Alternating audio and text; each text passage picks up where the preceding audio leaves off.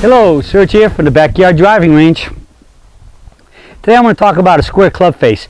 I recently did one with a letter that came in from Bob Chips about how he reverse engineered to check his club face, that he, after he'd hit a shot, he brought the club back and he recoiled and relaxed. The club face was shut, so he set it straight. Then he came down and he made sure he didn't change anything, and the next shot was good. So now he always starts with his club up here and comes down. And in that daily, I talked about how I think the two major causes of people changing their club face are they get it up here, and when they come down, they start milking the club, which can change the club, because especially if you're doing this, what's going to happen? When you're doing that, it's going to flip the club face closed. And or they get here, they don't do that, and they come to the ball and they're a regripper just as they start. And most golfers tend to regrip strong, which when you do that can shut the club face as well as open it. Okay, those two are bad. But let me give you the third, and I think could be as big a problem or reason as to why people change their grip, change their club face, and it gets shut. And in many cases, they're starting with it shut.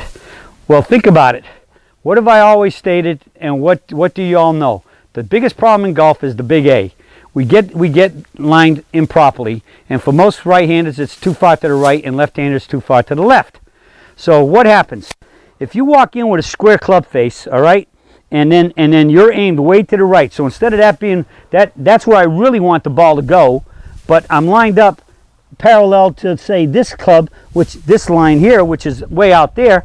So what happens? If I walk in, if I had a square club face and I walk in here and I'm swinging down that line and I'm trying to hit it down this line, now you can see the concept of why it's called coming over the top. All right? Or you stay in here and then you got to flip it real hard and hit a big sling and hook. Now, I don't see that very often in Sergites, because Sergites are trying to hit the ball straight. So they're going to be coming over the top and trying to pull it back to here.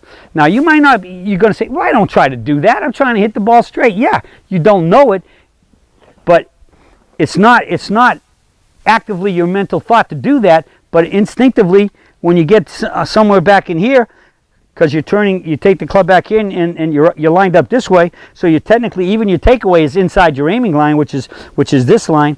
So you're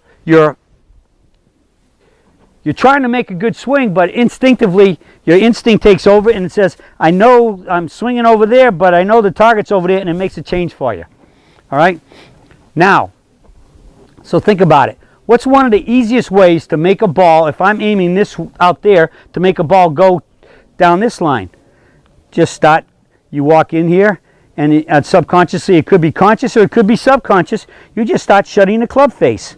So let's say you finally walk in, you're walking in, you got your spot here, and you're walking in, and you got a shut club face. So what do? You tend to start walking you this way to see the square line off the club face that's going to the target. So now again, did we shut the club face because we're aiming to the right and hitting pulls, or did the aiming to the right and hitting pulls cause you to shut the club face? I don't know which is first or which one came first, but either way, I guarantee you, almost everybody I see that's aiming to the right has a shut club face. As soon as I do that club face check and I stand behind them and they're at impact and they're ready to hit the ball, and I come over here from the side and I pick the hands up like this, the club face is shut. It's instead of being the leading edge down like this, it's like that, or worse. Okay, that's what the shut club face is. If it was like this, if it was down this way, forward for a right-hander, it'd be open. And 99% of the people I look at, the Sergites I look at, are shut, because it's the easiest way to try to hit a straight ball back towards the target. Just let the face do it.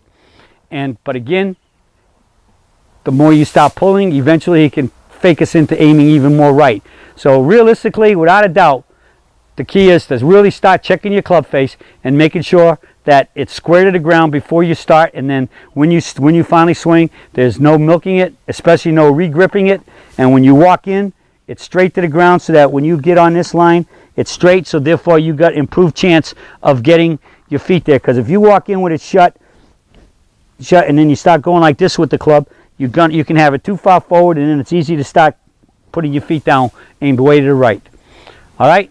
So, square club face is critical to getting over the ball correctly so you can make a swing and hit those nice straight shots to the target. Well, that's it for the Surge for today on the importance of a square club face. And with that, I'll be talking to y'all again soon.